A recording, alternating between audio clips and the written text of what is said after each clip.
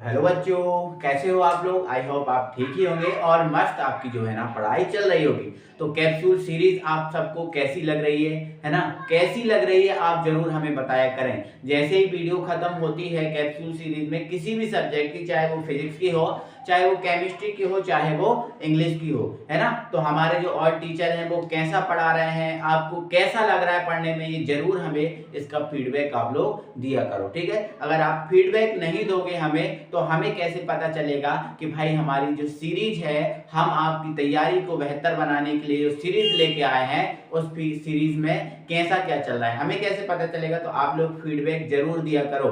जैसे ही आप वीडियो देखते हो, वीडियो खत्म होती है तो वीडियो खत्म होने के तुरंत बाद हमें फीडबैक जरूर दिया करो, ठीक है ना। तो हमारी हम केमिस्ट्री की सीरीज चला रहे हैं, है ना, और हम केमिस्ट्री पढ़ा रहे हैं आपको। और केमिस्ट्री में हमने पिछली वीडियो में बेटा एल्डिहाइड कीटोन स्टार्ट किया था और एल्डिहाइड और कीटोन को वन शॉट खत्म कर दिया था। एक ही वीडियो में पूरा एल्डिहाइड पूरा कीटोन खत्म कर दिया था। और अब बारी है कार्बोक्सिलिक अम्ल की, और आज हम कर देंगे पूरा कार्बोक्सिलिक अम्ल खत्म। एल्डिहाइड और कीटोन खत्म हो गया, नहीं देखा आपने तो जाइए, चैनल की एक प्लेलिस्ट बना दी है, उसमें आपको मिल जाएगा ये सब, ठीक है। नहीं तो वीडियो के डिस्क्रिप्शन में आपको लिंक दे के रखेंगे हम, उसमें आप जाकर देख सकते हो, ठीक है। तो करते हैं बेटा स्टार्ट, जिसका नाम है हमारा कार्बोक्सिलिक अम्ल। कार्बोक्सिलिक अम्ल, ठीक है। एल्डिहाइड कीटोन खत्म हो गया था। तो ये जो कार्बोक्सिलिक अम्ल है ये क्या होता है, तो आपका जो single bond C double O H दिख रहा है ना, ये कार्बोक्सिलिक अम्ल नहीं है, ये कार्बोक्सिलिक अम्ल नहीं है। जो single bond C double O H दिख रहा है ना बेटा, ये है कार्बोक्सिलिक समूह। क्या है ये? कार्बोक्सिलिक समूह है, ठीक है, कार्बोक्सिलिक समूह है। सिंगल बॉन्ड जो सी डबल ओ एच दिख रहा है बेटा, ये कार्बोक्सिलिक समूह है। इस कार्बोक्सिलिक समूह का जो है ना दूसरा नाम क्या है वो देखो आप। इस दूसरा नाम इसका है बेटा एल्केनोइक अम्ल। क्या है? एल्केनोइक अम्ल। एल्केनोइक अम्ल, ध्यान रखना, एल्केनोइक अम्ल इसका दूसरा नाम है। और अगर इस एल्केनोइक में से इस single bond C double O H का प्रत्यय निकालें कि इसका प्रत्यय क्या है, तो इसका प्रत्यय देखो आप निकल रहा है खुद एल्केनोइक। तो क्या निकल रहा है बेटा? प्रत्यय ओइक निकल रहा है ना। क्या निकल रहा है इसका प्रत्यय? ओइक। तो आपको इसमें ध्यान रखना है, कार्बोक्सिलिक अम्ल जो है इसका प्रत्यय क्या होता है? ओइक। क्या होता है कार्बोक्सिलिक समूह? Single bond C double O H. क्या होता है एल्केनोइक समूह? Single bond C double O H. इसका प्रत्यय क्या है? ओइक। तो सबसे पहले हम इसके फॉर्मूले पता कर लेते हैं कि इसमें हमें किन किन फॉर्मूलों से परिचित होना पड़ेगा, किन किन फॉर्मूलों को जानना पड़ेगा, ठीक है। तो आ जाओ देख लेते हैं। तो एल्केनोइक में हमारा या कार्बोक्सिलिक अम्ल में सबसे पहला और सबसे छोटा हमारा फॉर्मूला बनता है बेटा, क्या बनता है? H C double O H. ये आप जानते होंगे इसका नाम क्या है, तो आप सब जानते होंगे इसका नाम क्या है बेटा? फार्मिक अम्ल। क्या है बेटा? फार्मिक अम्ल। ये जो है इसका नाम है फार्मिक अम्ल, कोई दिक्कत नहीं है, ये इसका साधारण नाम है। ये इसका जो फार्मिक अम्ल है ये इसका कौन सा नाम है बेटा? साधारण नाम है, ठीक है, साधारण नाम। और ये क्या है? इसका सूत्र है, ठीक है। और यहाँ पर हम इसका लिखेंगे यूपीएसी नाम। कौन सा नाम बेटा? आईयूपीएसी नाम, ठीक है। तो आईयूपीएसी नाम निकालने के लिए हम क्या करते हैं बेटा? कार्बन की काउंटिंग की जाती है ना। तो अगर हम देखें तो यहाँ तो एक ही कार्बन है। कितना कार्बन है? एक कार्बन है, और वही समूह का कार्बन है, क्योंकि हमें पता है single bond C H O, single bond C O, single bond और single bond C double O, इनके कार्बन काउंटिंग में आते हैं। तो यहाँ पे एक ही कार्बन है। अब एक कार्बन होने के नाते बेटा इसका नाम क्या है? मैथ। क्या है? मैथ। अब आपको पता है H और C के मध्य क्या होगा? Single bond. तो सिंगल बॉन्ड है इसलिए हम क्या लगा देंगे? N। तो ये हो गया मेथेन। बट इस C डबल OH का प्रत्यय क्या होता है बेटा? O1। तो मेथेन में O1 जोड़ देंगे तो बन जाएगा मेथेनोइक। तो इसका आईयूपीएसी नाम क्या है बेटा? मेथेनोइक। ये सबसे छोटा कार्बोक्सिलिक अम्ल का फॉर्मूला है। अब क्वेश्चन हमारा यह है कि कार्बोक्सिलिक अम्ल क्या होते हैं? कार्बोक्सिलिक अम्ल क्या होते हैं? तो ऐसे यौगिक जिनके साथ single bond C double OH जुड़ा होता है वो कार्बोक्सिलिक अम्ल है। क्वेश्चन तो है हमारा कार्बोक्सिलिक अम्ल क्या है, हमें पढ़ना तो कार्बोक्सिलिक अम्ल ही है। तो ऐसे यौगिक जिनके साथ कार्बोक्सिलिक समूह single bond C double O जुड़ा होता है वो यौगिक कार्बोक्सिलिक अम्ल हैं।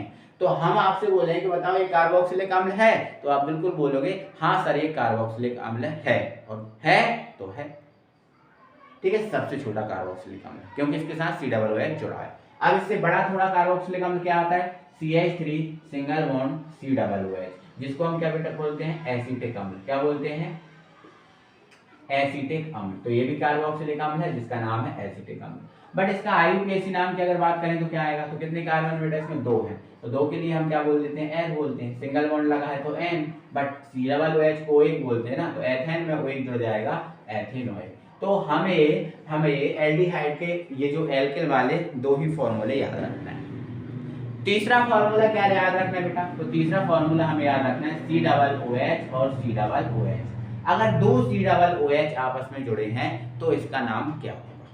तो अगर हम इसके साधारण नाम की बात करें तो बेटा इसका साधारण नाम जो होता है वो होता है ऑक्सैलिक अम्ल। क्या होता है बेटा, ऑक्सैलिक अम्ल। ठीक है, यहाँ सही लिख दे रहा हूँ, ऑक्सैलिक अम्ल, ये ऑक्सैलिक अम्ल होता है। बट आईयूपीएसी नाम की बात करें तो कितने कार्बन बेटा, 2 कार्बन है, तो 2 कार्बन को क्या बोला जाता है, एच बोला जाता है। क्या बोला जाता है, एच। सिंगल बॉन्ड लगा है तो एन। बट देखो अभी हमारे पास एक सी डबल ओ एच हुआ करता था तो डायरेक्ट हम ओ एक जोड़ दिया करते थे, लेकिन अभी आप देखो आपके पास 2 कार्बोक्सिलिक अम्ल है, single bond C double O H 2 है, एक ऊपर और एक नीचे। तो इसके लिए हमें एथेन तो लिखना पड़ेगा, 2 कार्बन के लिए सिंगल बॉन्ड के लिए एथेन हो गया। बट इसके लिए कैसे लिखेंगे, तो देखो 1 पे भी O1 है और 2 पे भी O1 है, तो 1,2 डाई O1 ऐसे लिखेंगे इसको, है ना, 1,2 डाई O1 ऐसे लिखेंगे। तीसरा ये हो गया फॉर्मूला। ठीक है, चलो चौथा हमें क्या रखना पड़ेगा यार बेटा, रिंग के ऊपर रिंग वाले कुछ फॉर्मूले याद रखने पड़ेंगे। रिंग के ऊपर सी डबल ओ एच, इसका नाम क्या है, तो भाई साहब इसका नाम क्या है, बेंजीन कार्बोक्सिलिक अम्ल। ये बेंजीन है और ये कार्बोक्सिलिक अम्ल है, तो इसका आईयूपीएसी साधारण नाम क्या हो जाएगा, बेंजीन कार्बोक्सिलिक अम्ल। आप याद रख लेना, बेंजीन कार्बोक्सिलिक अम्ल। बट आईयूपीएसी नाम की अगर बात करें तो ये बेटा क्या है, बेंजीन है। ये क्या है, बेंजीन। और सी डबल ओ एच को क्या बोलते हैं, ओएक, तो इसको बोलते हैं बेंजोइक अम्ल। क्या बोलते हैं, बेंजोइक अम्ल। ये इसका आईयूपीएसी नाम है। रिंग के ऊपर सी डबल ओ एच क्या होता है, बेंजोइक अम्ल होता है, ये इसका आईयूपीएसी नाम है। ठीक है, चलो अब इससे संबंधित एक फॉर्मूला और याद रखना है। अब वो एक फॉर्मूला हमें क्या है, अब कभी आपको ऐसा हो जाए कि रिंग के ऊपर 2 सी डबल ओ एच मिल जाए। अब देखो मैंने तो अभी 2 सी डबल ओ एच एक यहाँ लगाया और एक यहाँ लगाया, लेकिन जरूरी थोड़ी है कि आपको कल भी ऐसे ही मिले, नहीं, कल आपको हो सकता है एग्जाम में आपको ये 2 सी डबल ओ एच और कहीं जुड़े मिल जाए, हो सकता है यहाँ और यहाँ जुड़ा मिल जाए, हो सकता है यहाँ और यहाँ जुड़ा मिल जाए। तो मेरे भाई आपको इतना याद रखना है, अगर रिंग में कहीं भी 2 सी डबल ओ एच जुड़े हैं, कहीं भी जुड़े हो, रिंग में अगर 2 सी डबल ओ एच कहीं भी जुड़े हैं तो उसको हम बोलते हैं थैलिक अम्ल। क्या बोलते हैं, थैलिक अम्ल। तो ये बहुत इंपॉर्टेंट फॉर्मूले हैं, इनको आपको याद रखना। ये क्या है, थैलिक अम्ल। ठीक है ना, आप समझ में, ठीक है, आगे बढ़ो। ठीक हो गया, ठीक है। आईयूपीएसी नाम क्या है, तो आईयूपीएसी नाम क्या है, देखो ये है आपका बेंजीन। क्या है ये, बेंजीन। अब 2 OH हैं, अब एक O1 होता तो डायरेक्ट बेंजीन में O1 लगा देते, but 2 OH 2 C double OH हैं, तो ये अपना हो गया बेंजीन और 1,2 डाई OH, 1,2 डाई OH, ये इसका आईयूपीएसी नाम है। ठीक है, अब एक फॉर्मूला और याद रखना है आपको, अगर ऐसा हुआ कि रिंग के ऊपर OH है, रिंग के ऊपर क्या है बेटा, OH, और यहाँ पर एक सी डबल OH, तो इसका नाम क्या है, इसका नाम है बेटा सैलिसिलिक अम्ल। क्या है बेटा, सैलिसिलिक अम्ल, सैलिसिलिक अम्ल। तो इसका आईयूपीएसी नाम क्या होगा बेटा, सैलिसिलिक अम्ल, या फिर साधारण नाम होगा सैलिसिलिक अम्ल। अगर आईयूपीएसी नाम लेना तो बेंजीन 1 पे ऑल है, 2 पे OH, तो बेंजीन 1 ऑल 2 OH, ऐसा लिख सकते हो। ठीक है, तो आपको इस सॉरी मेरे भाई, थोड़ा सा डिस्टरबेंस हो जाता है, क्या है कि बाजू से रोड है और यहाँ जो है ना वाहन निकलते रहते हैं, तो थोड़ा सा वो डिस्टरबेंस हो जाता है, इसके लिए मैं माफ़ी आपसे चाहता हूँ। ठीक है, तो बेंजीन पे 1 ऑल और 2 OH, तो बेंजीन 1 ऑल 2 OH या सैलिसिलिक अम्ल, ये जो है ना कार्बोक्सिलिक अम्ल के पास हमें इतना ही फॉर्मूला याद रखने हैं, इनसे ज़्यादा फॉर्मूले नहीं याद रखने। ठीक है, तो हमें पता है कि हमें एग्जाम के हिसाब से पढ़ रहे हैं और बहुत इंपॉर्टेंट हम जो है ना पढ़ रहे हैं। हमारी ये सीरीज़ होती है बहुत ज़्यादा इंपॉर्टेंट होती है, इसमें कोई दायराए नहीं है, बहुत इंपॉर्टेंट चीज़ें जो है ना हम पढ़ते हैं। ठीक है, तो भाई साहब हमें अगली जो रिएक्शन है वो बेहतरीन तरीके से कंप्लीट करनी है। और अगला हमारा जो क्वेश्चन जो बनता है इम्पोर्टेंट इस यूनिट से वो है शीघ्र सिरका विधि। आपको इस क्वेश्चन पर जितने स्टार लगाना है उतने स्टार लगा दीजिए।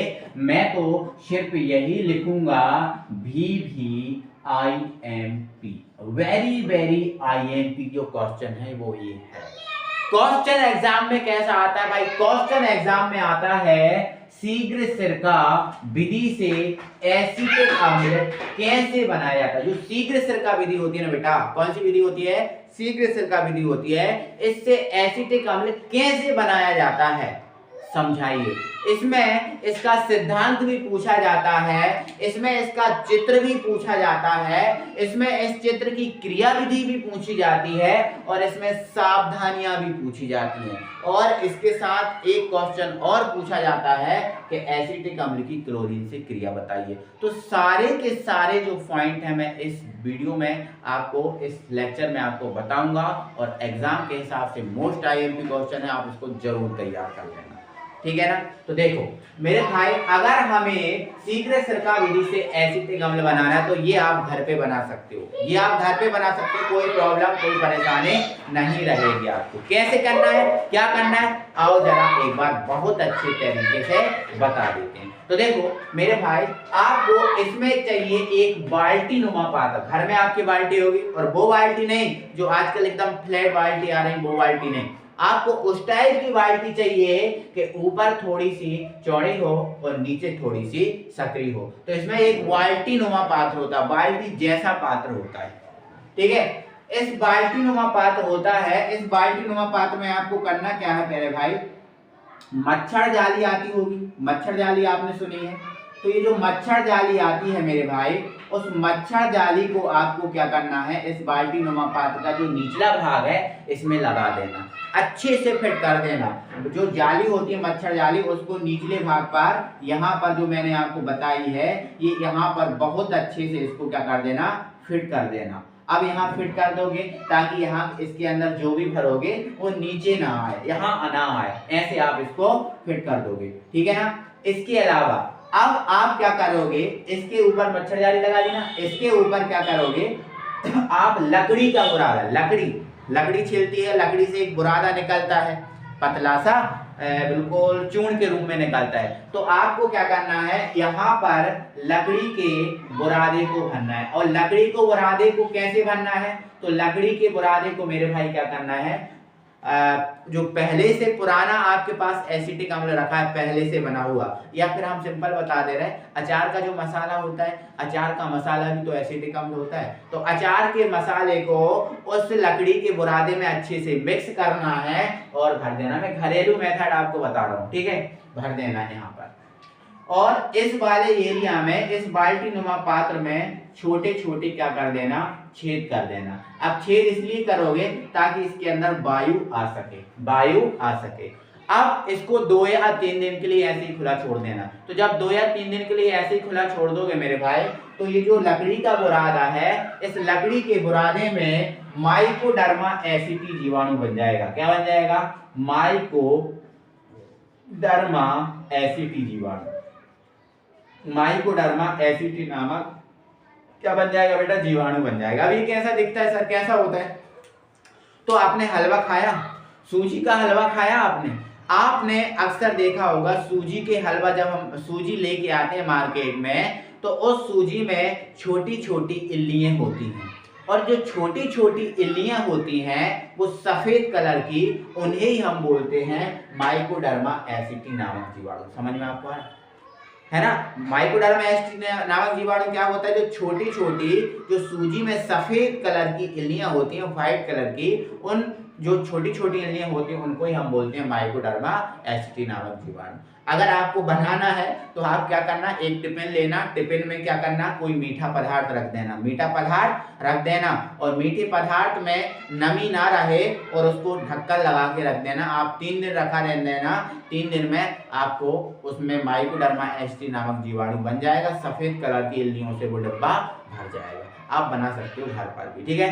ठीक है, तो 2 दिन में इसमें क्या बन जाएगा, माइकोडर्मा एसिटी नामक जीवाणु। और जिस टाइप की आपने जाली यहाँ फिट की है, इसी टाइप की जाली आप एक ऊपर फिट कर देंगे। इसी टाइप की जाली आप कहाँ कर देंगे बेटा, फिट ऊपर फिट कर देंगे, ठीक है। ठीक है, तो आप इतना काम कर लोगे, इसको अच्छे तरीके से डेकोरेट कर लेना।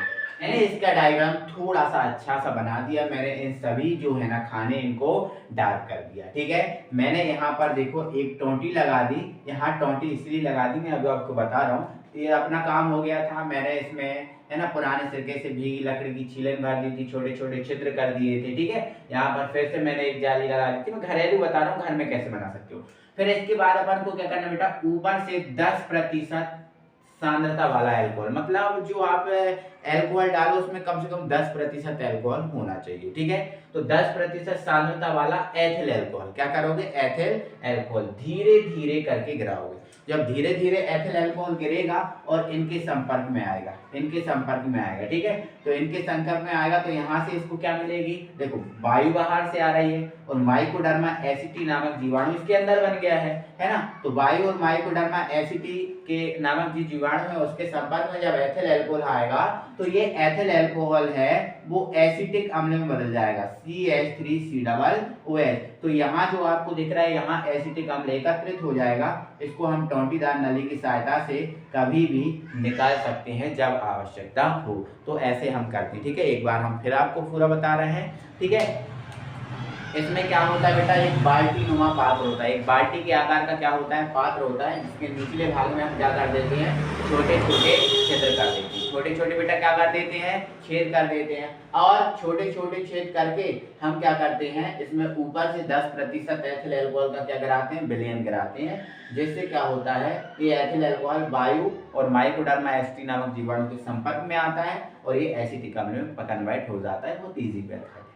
लेकिन हमें इसमें सबसे पहले हमने तो ये तो प्रोसीजर देखा कि भाई ऐसे कैसे कैसे बना सकते हैं, तो आओ हम इसको कंप्लीट करते हैं। तो सबसे पहले हमें पढ़ना पड़ेगा इसमें सिद्धांत, ठीक है। सिद्धांत हमारे वही है, एथिल अल्कोहल की हमें किण्वन क्रिया कराना, मतलब ऐसे ही है कि सड़ाना गलाना है। किण्वन का मतलब होता है सड़ाना गलाना। देखो हमें जीवाणु उत्पन्न कर रहे हैं, सड़ा गला तो ही रहे हैं, है ना, ठीक है। तो एथिल अल्कोहल की किण्वन क्रिया वायु और माइकोडर्मा एसिटी नामक जीवाणु, वायु बाहर से आ रही है और इस लकड़ी की बुरादा में क्या बन गया, माइकोडर्मा एसिटी नामक जीवाणु बन गया, ठीक है। तो एथिल अल्कोहल की किण्वन क्रिया वायु व माइकोडर्मा एसिटी नामक जीवाणु की उपस्थिति में करवाने पर तनु एसिटिक अम्ल बन जाता है। ये इसका सिद्धांत है। सिद्धांत में तो डायरेक्ट बातें बताई जाती हैं कि भाई ऐसे ऐसे कराएंगे तो ऐसा ऐसा होगा, ठीक है।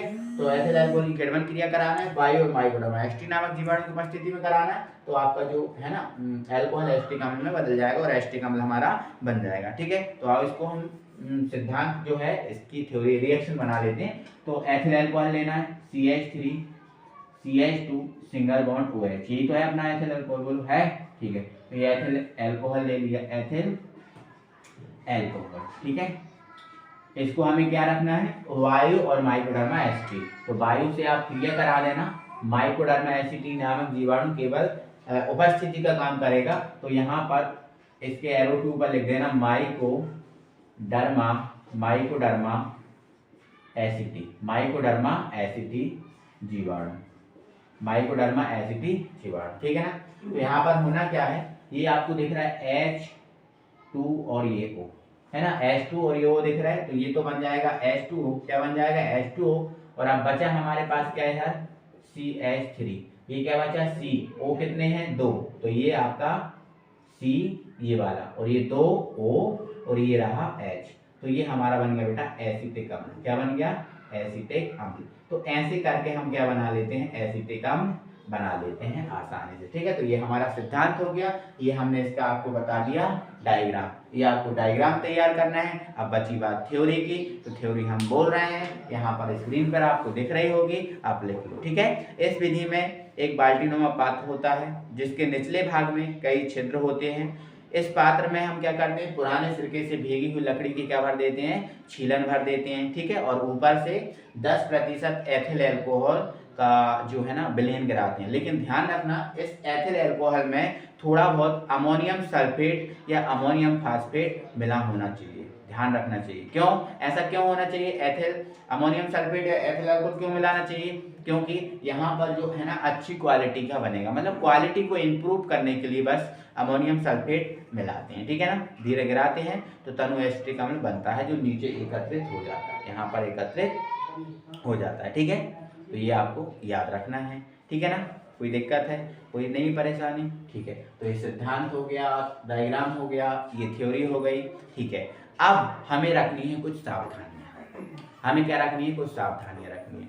तो सावधानियां हमारी ये है मेरे भाई, हमें इतना याद रखना है कि इसमें जो एथिल अल्कोहल की जो सांद्रता है वो 10% से ज्यादा नहीं होनी चाहिए। अगर एथिल अल्कोहल की सांद्रता 10% से ज्यादा है तो भाई साहब जो माइकोडर्मा एसिटी है ना, इसको एथिल अल्कोहल का नशा आ सकता है, और जब नशा आएगा तो ये मर भी सकता है ना, क्योंकि इतनी सी जान है यार उसकी, इतनी सी जान है जिसको आप देख नहीं सकते है ना, तो वो मर भी सकता है, ठीक है। तो एथिल अल्कोहल की सांद्रता 10% से ज्यादा नहीं होना चाहिए, नहीं तो जो माइकोडर्मा एसिटी नामक जीवाणु है वो मर सकता है। ये पहली सावधानी है। और दूसरी सावधानी इसमें ये है कि एथिल अल्कोहल में थोड़ा सा अमोनियम लवण, जैसे हमने मिलाया था ना, अमोनियम सल्फेट मिलाया था ना, तो थोड़ा बहुत अमोनियम लवण मिला होना चाहिए, ये इसकी सावधानी है, ठीक है। तो ये हमारा सारा कुछ हो गया है, और एक क्वेश्चन हमारा और बच जाता है जिसका नाम है क्लोरीन से क्रिया। ये सब हमारा कंप्लीट हो गया, आई होप आप स्क्रीनशॉट लेते जा रहे होगे। और हमारा लास्ट क्वेश्चन इससे बचा है जो है क्लोरीन से क्रिया। क्या है, क्लोरीन से क्रिया, मतलब जो हमारे पास एसिटिक अम्ल है, ये जो आपका एसिटिक अम्ल है, इस एसिटिक अम्ल की क्लोरीन से क्रिया देना है। आओ जरा देख लेते हैं। तो क्लोरीन क्या होता है, सॉरी एसिटिक अम्ल की देना है ना, तो एसिटिक अम्ल लिखना पड़ेगा CH3COOH, ये लिखना पड़ेगा। इसकी क्लोरीन से क्रिया कराना है, तो आओ इसकी क्लोरीन से क्रिया कराते हैं। तो क्लोरीन से क्रिया कराएंगे। थोड़ा सा आपको इतना याद रखना है, ये जो क्लोरीन से तो क्रिया करा रहे हो, लेकिन ये क्लोरीन से जो क्रिया है सूर्य के प्रकाश में कराना है आपको। किसमें कराना है बेटा, सनलाइट में कराना है। किसमें कराना है, सनलाइट, मतलब सूर्य के प्रकाश में, ठीक है। तो जब ये क्लोरीन से क्रिया करोगे बेटा, तो आपको क्या करना है, इसके 3 अणु लेना है। जब आप 3 अणु लोगे तो Cl कितने हो जाएंगे आपके पास, 6, 3 दूनी 6, कितने Cl हो गए, 6 Cl हो गए। 6 Cl हो गए, तो इसमें से क्या होगा बेटा, 3 Cl इन 3 H को बाहर करके बना देंगे 3HCl। 3 Cl 3 H को, H पर प्लस Cl पर माइनस होता है, 3 Cl 3 H को बाहर करके बना लेंगे 3HCl। 3HCl हो गए बाहर। अब 3HCl तो हो गया बाहर, बट 3 H चले गए तो इसकी बैलेंस इस कार्बन की 3 कम हो गए, इसलिए जो 3 Cl बचे हैं वो यहाँ जुड़ जाएंगे, तो ये हमारा बन जाएगा CCl3, और यहाँ हो गया ये COOH। तो देखो अभी भी एसिटिक अम्ल है, पहले ये भी एसिटिक अम्ल था, ये भी एसिटिक अम्ल है, बस अंतर इतना है कि यहाँ बैलेंस करने कौन आ रहा था, H, और यहाँ कौन आ रहा है, Cl। तो Cl अब जब बैलेंस करने आता है तो बताना पड़ेगा कि भाई कौन आया है, Cl आया है, बाकी कोई परिवर्तन इसमें नहीं होगा। तो कितने Cl आए हैं, 3, तो हम लिख देंगे ट्राई क्लोरो मतलब 3 क्लोरो, और ये एसिटिक अम्ल तो है, तो ट्राई क्लोरो एसिटिक अम्ल ये बन चुका है, ठीक है ना। तो बहुत अच्छे समझ में आपको आया होगा, मुझे ऐसा लगता है, क्योंकि मैंने आपको पूरा सब कुछ समझा दिया है बेहतरीन तरीके से, ठीक है। तो एक बार लाइक कर दो यार वीडियो को, है ना, वीडियो को लाइक करो यार, अपने फ्रेंड सर्कल में ज्यादा शेयर करो। कोई ज्यादा ऐसा नहीं लग रहा कि बहुत ज्यादा आप लोग सपोर्ट कर रहे हो हमें, है ना, तो ऐसा फील हमें नहीं हो रहा, तो ऐसा हमें फील आ जाना चाहिए कि आपका सपोर्ट हमें बिल्कुल दिख रहा है अच्छे तरीके, ठीक है। तो ऐसे थोड़ा कोशिश करो यार, है ना, मेहनत करो यार थोड़ी सी हमारे साथ, चलो, है ना। तो ये हमारा क्वेश्चन कंप्लीटली हो चुका है, कोई दिक्कत नहीं है। तो ये हमने अभी C का बनाया है, अभी जो है ना एसिटिक अम्ल हमने बनाया है, ठीक है। आगे हम इसकी रासायनिक अभिक्रियाएं देखेंगे। तो सबसे पहले हमारी जो अभिक्रिया है, एक महा इम्पोर्टेंट, इस क्वेश्चन के बाद महा इम्पोर्टेंट अभिक्रिया आ रही है। हमारी इंपॉर्टेंट रिएक्शन शुरू होती है कार्बोक्सिलिक अम्ल की रासायनिक अभिक्रिया हम कर रहे हैं, है ना। अभी कार्बोक्सिलिक हमने C का विधि से बनाया था जो इम्पोर्टेंट था। अब हम इसकी रासायनिक अभिक्रिया, मतलब इसकी किसी अन्य यौगिक के साथ क्रिया कराएंगे। तो इसमें सबसे पहली रिएक्शन है हेल बोल्हार्ड जिलिस्की अभिक्रिया। यहाँ पर देखो, हेल का H, बोल्हार्ड का भी और जिलिस्की का Z। हेल का H, बोल्हार्ड का भी और जिलिस्की का H, मतलब ये जो अभिक्रिया है HBZ अभिक्रिया के नाम से आती है। नाम तो बहुत अजीब दिख रहा होगा, बट रिएक्शन बहुत इजी है। और मैं आपको बताऊं कि ये मैंने आपको अभी हाल कराई है, ये जो क्लोरीन से क्रिया कराई है ना एसिटिक अम्ल की, यही हेल बोल्हार्ड जिलिस्की अभिक्रिया है। तो इसमें हम क्या करते हैं, अल्फा हाइड्रोजन युक्त कार्बोक्सिलिक अम्ल। अल्फा हाइड्रोजन युक्त कार्बोक्सिलिक अम्ल क्या होता है बेटा, CH3COOH। ये जो एसिटिक अम्ल है जो अभी आपको पढ़ाया, यही जो है ना अल्फा हाइड्रोजन युक्त कार्बोक्सिलिक अम्ल है। इसकी हमें क्या करना है, सूर्य प्रकाश में, मतलब सनलाइट में। तो ये लिखा आपने सनलाइट, SIGHT सनलाइट, ठीक है।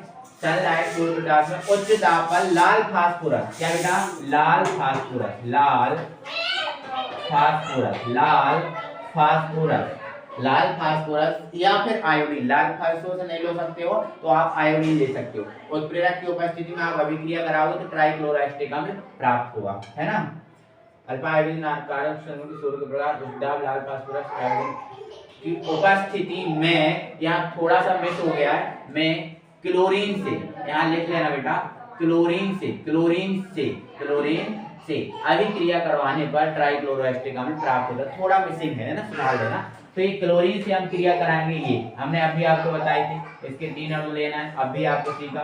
3 अणु 3H के साथ क्या बना लेंगे बेटा, 3HCl, और जो 3Cl है यहाँ पर आकर जुड़ जाएंगे तो ये CCl3COOH, इसको हम बोलेंगे ट्राइक्लोरोएसिटिक अम्ल। ट्राइक्लोरोएसिटिक अम्ल हमारा ये बन जाएगा। यही हमारी हेल्थ जिलिस की अभिक्रिया है। तो भाई ये तो हम कर चुके, अभी हमने की है, ठीक है। चलो इसके बाद अगली रिएक्शन हम खत्म करते हैं जिसका नाम है श्मिट अभिक्रिया। क्या है बेटा, श्मिट अभिक्रिया, श्मिट अभिक्रिया। ध्यान रखना, ये हम श्मिट अभिक्रिया को हम कंप्लीट करते हैं, श्मिट अभिक्रिया हम कंप्लीट करते हैं। आओ जरा देख लो, यहाँ पर समझ लो, अच्छे से ध्यान से समझना।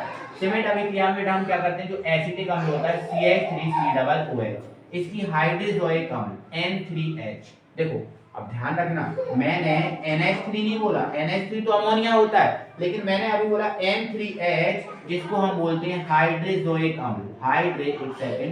एक सेकंड में भाई, हाइड्रोजोइक अम्ल, हाइड्रोजोइक अम्ल, हाइड्रोजोइक अम्ल। तो इसमें जो श्मिट अभिक्रिया है, इस श्मिट अभिक्रिया में जो एसिटिक अम्ल होता है, इसकी हम हाइड्रोजोइक अम्ल के साथ रिएक्शन कराते हैं। और ये जो रिएक्शन होती है हाइड्रोजोइक अम्ल के साथ, ये रिएक्शन हम कराते हैं सांद्र H2SO4 की उपस्थिति में कराते हैं 50 से 55 डिग्री सेल्सियस तापमान। सांद्र H2SO4 की उपस्थिति में रिएक्शन होती है 50 से 55 डिग्री सेल्सियस तापमान। ये रिएक्शन होती है N3H हाइड्रोजोइक अम्ल के साथ। इसमें होगा क्या, कैसे काम बनेगा वो आप देख लो आप। तो बेटा यहाँ से क्या होता है, इसमें ऐसे ही हम जब गर्म करते हैं तो यहाँ से बाहर हो जाता है CO, क्योंकि गर्म कर रहे हैं। और जब गर्म करते हैं तो बेटा गैसें बाहर निकलती हैं। गर्म करते हैं तो क्या बाहर निकलती है, गैसें। तो यहाँ से बेटा CO2 बाहर हो गया, CO2। और यहाँ कितने N है, 3 N है।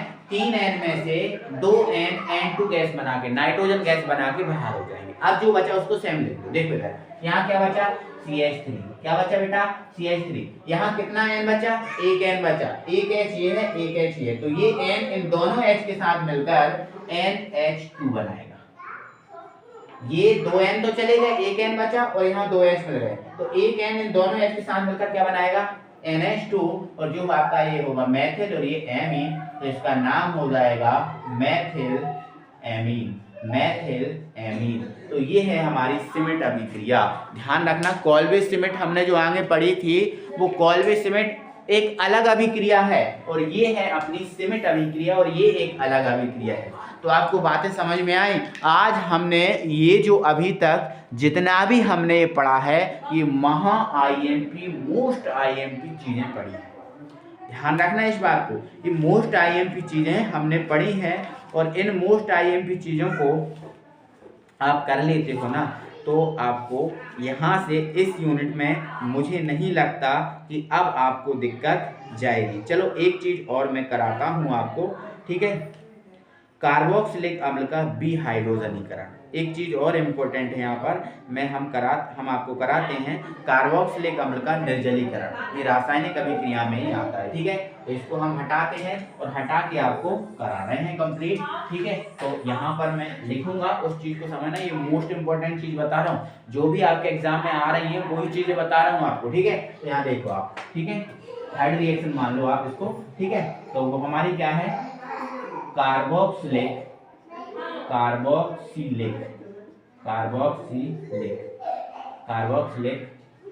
अम्ल का निर्जलीकरण, अब निर्जलीकरण क्या है सर? निर्जलीकरण क्या होता है? तो देखो निर्जलीकरण का मतलब बेटा होता है जल को बाहर निकालना। निर्जलीकरण का मतलब क्या है? जल को बाहर निकालना।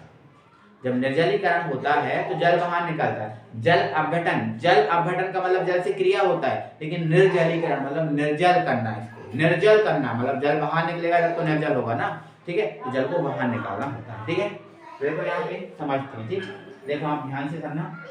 कार्बोक्सिलिक अम्ल का निर्जलीकरण करना है, आप कोई सा भी कार्बोक्सिलिक अम्ल ले सकते हो, जो आपकी मर्जी वो ले सकते हो, ठीक है। मैं आपको लेके बता रहा हूँ CH3COOH, और आपको इसके दो अणु लेना। आप कोई भी कार्बोक्सिलिक अम्ल लेना, उसके दो अणु लेना, उसका निर्जलीकरण करना है ना, बिल्कुल करना है। तो देखा बेटा निर्जलीकरण होगा तो ये जो आपका H है इस OH के साथ जल को बाहर कर देगा। और एक बात और सुन लो, जब भी निर्जलीकरण होगा तो उसको गर्म किया जाएगा। जब जब निर्जलीकरण होता है तब तब गर्म किया जाता है। तो इसको हम फास्फोरस पेंटाऑक्साइड P2O5 की उपस्थिति में हम क्या करेंगे? इसको गर्म करेंगे।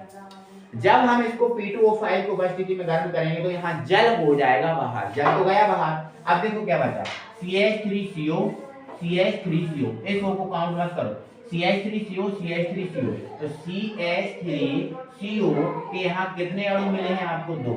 CH3CO ऊपर, CH3CO नीचे, दो अणु मिले हैं और एक O। तो CH3CO का होल ट्वाइस और ये आपका O जो आपका है क्या? Acetic anhydride. जो आपने पर्किन अभिक्रिया में प्रयोग किया था ना एसिटिक एनहाइड्राइड, वही एसिटिक एनहाइड्राइड है। एसिटिक एनहाइड्राइड ये जो है ना बन चुका है। इस यूनिट में जो मैं आपको बताया है इतना ही आपको पढ़ना है, इसके अलावा आप कुछ मत पढ़ना, कोई प्रॉब्लम नहीं है इस यूनिट में से। अब आपका क्वेश्चन बाहर नहीं हुआ। चलो एक चीज और करा रहा हूँ, ठीक है, एक और मैं कराऊंगा, एक रिएक्शन और कराऊंगा इसके बाद, ठीक है। चलो तो ये आपका हो गया, आपको ये समझ में आ गया, ठीक है। एक रिएक्शन और करा रहा हूँ इसमें, चलो उसको भी देखो आप, ठीक है।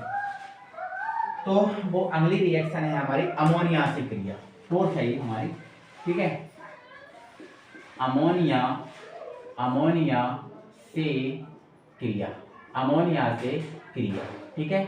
CH3COOH। देखो मेरे भाई, जो मैं यहाँ पर साधारण एसिटिक अम्ल की ये जो क्रियाएं करा रहा हूँ, यही की यही क्रियाएं आप सीधी रिंग के साथ कर सकते हैं। रिंग COOH के साथ यही की यही क्रियाएं आप इसके साथ भी कर सकते हैं, क्योंकि इसकी और इसकी रिएक्शन लगभग समान होती है, तो ये आप कर सकते हो, ठीक है। तो अमोनिया से क्रिया करा रहा हूँ, तो जब मैं बेटा एसिटिक अम्ल की अमोनिया से क्रिया कराता हूँ तो कुछ नहीं होता, जो NH3 है वो डायरेक्ट यहाँ आकर जुड़ता है। तो जब यहाँ आके जुड़ेगा तो आप देखो ये क्या है, CH3 और ये COO, CH3COO। अब जब NH3 यहाँ जुड़ेगा तो ये NH4 हो जाएगा।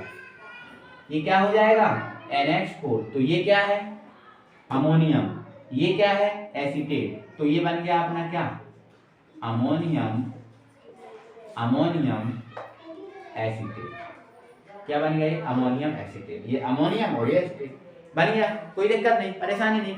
लेकिन आगे जो अमोनियम एसीटेट बना है ये अस्थायी बना है। कैसा बना बेटा? अस्थायी बना है, अस्थायी। आगे ये क्या होता है? जल के अणु को बाहर कर देता है। इसमें कितने H हैं? 4 H। 4 H में से 2 H एक O के साथ H2 को बना के बाहर हो जाते हैं। 2 H एक O के साथ H2 बना के बाहर हो जाते हैं। बचता हमारे पास क्या है? CH3, ये हमारे पास CO और ये हमारे पास NH2 जो है अपना बेटा एसिटामाइड। क्या है बेटा? ये एसिटामाइड। तो ये एसिटामाइड बन गया। ध्यान रखना ये एसिटामाइड है। अब देखो शब्दों को याद रखना, जो भी नया फॉर्मूला आता है आप लिख लिया करो कॉपी में, ठीक है।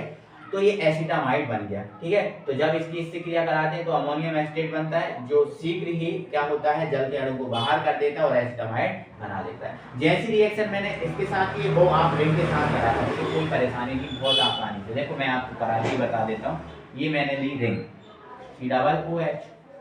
अगर मैंने इसकी NH3 से क्रिया कराई तो जैसे इसमें जुड़ रहा था ऐसे ये इसमें जुड़ जाएगा, ठीक है। तो ये रही रिंग और रिंग के ऊपर COO तो है, और ये जब यहाँ पहुंचेगा तो NH3 NH4 हो जाएगा, जो शीघ्र ही वियोजित हो जाएगा और जल के अणु को कर देगा बाहर। और रिंग के ऊपर क्या बच जाएगा? तो रिंग के ऊपर क्या बच जाएगा? CO। देखो ये 2 H एक O के साथ H2 बना देंगे। अब रिंग के ऊपर क्या बचा? CO और यहाँ पर क्या बचा? NH2 जो आपका होगा बेंजामाइड। क्या होगा? ये बेंजामाइड। माइड। तो ये ऐसे बन जाते हैं, ठीक है। तो जो रिएक्शन आप इसके साथ करते हो वही आप साधारण भी कर सकते हो। आई होप आप बहुत अच्छे से समझे होगे, कोई दिक्कत नहीं है, कोई परेशानी नहीं है ना। तो यार भाई एक बार वीडियो को लाइक करो यार, वीडियो को, है ना, वीडियो को लाइक करो, ठीक है। मजा आ रहा है आपको वीडियो में तो वीडियो को जरूर लाइक करो, है ना, क्योंकि लाइक आप किया करो यार, है ना। हम लोग मेहनत करते हैं, ठीक है, आप ही के लिए कर रहे हैं मेहनत, आप ही के लिए कर रहे हैं ना मेहनत, ठीक है। तो आपको लाइक करना चाहिए। चलो एक आध रिएक्शन और करा देता हूँ, ठीक है। PCl5 से क्रिया, PCl5 से क्रिया, और ये जो रिएक्शन है जो आप साधारण कर रहे हो वही रिंग के साथ करना, ठीक है। तो PCl5 से आप कराएंगे रिएक्शन, तो ये आपके पास रहा CH3 देखो मैं एक फंडा बता रहा हूँ, PCl5 का एक फंडा बता रहा हूँ जो हमेशा याद रखना आपको, इसके साथ नहीं, किसी के भी साथ PCl5 क्रिया करे आपको उसी फंडे का यूज करना है। देखो PCl5 से आप जब भी क्रिया कराओ तो इसको आप तरीके से लिख लिया करो, ऐसे PCl3 ऐसे लिख लिया करो, अब 2 Cl बचे, एक Cl इधर लिख लो, एक Cl इधर लिख लो, ऐसे लिख लिया करो। अब इसमें क्या होगा आपको समझ में आएगा, एक H एक Cl के साथ जाएगा बाहर, क्या बना के HCl हो गया बाहर। अब बेटा क्या होगा, एक O इसके साथ, ध्यान रखना, बना के बाहर जाएगा और ये बनाएगा POCl3। और एक बात हमेशा याद रखना, जब जब PCl5 क्रिया करेगा तब तब POCl3 बनेगा। और ये POCl3 होता है बेटा, ये क्या होता है, फास्फोनिल क्लोराइड, फास्फोनिल क्लोराइड, फास्फोनिल क्लोराइड। एक और बात, जब भी आपको जहां चीजें समझ में नहीं आती हमें कमेंट किया करो, हमें कमेंट किया करो, कमेंट बॉक्स आपके लिए बना है, इसलिए बनाए ताकि आप हमें बता पाओ अपनी भावनाएं कि भाई हमें कहाँ दिक्कत जा रही है, ठीक है। चलो तो ध्यान रखना, जब जब PCl5 क्रिया करेगा तब तक POCl3 फास्फोनिल क्लोराइड बनेगा। अब बचा हमारे पास क्या, CH3, ये क्या बचा, CO, ये क्या बचा, यहाँ Cl बचा, तो ये Cl जो आपका है एसिटिल क्लोराइड, एसिटिल, ये तो अपना एसिटिल होता है ना, और ये क्लोराइड, एसिटिल क्लोराइड, ठीक है। ये रिएक्शन आप रिंग के साथ भी बना सकते हो, ठीक है, C≡OH। ये रिएक्शन सेम आप PCl3 और 2 Cl इधर, एक Cl इधर, ठीक है। ये बन जाएगा आपके पास रिंग के ऊपर COCl और ये HCl इसमें ही बाहर सेम बनेगा इसकी जैसा, है ना, और ये POCl3 इसमें।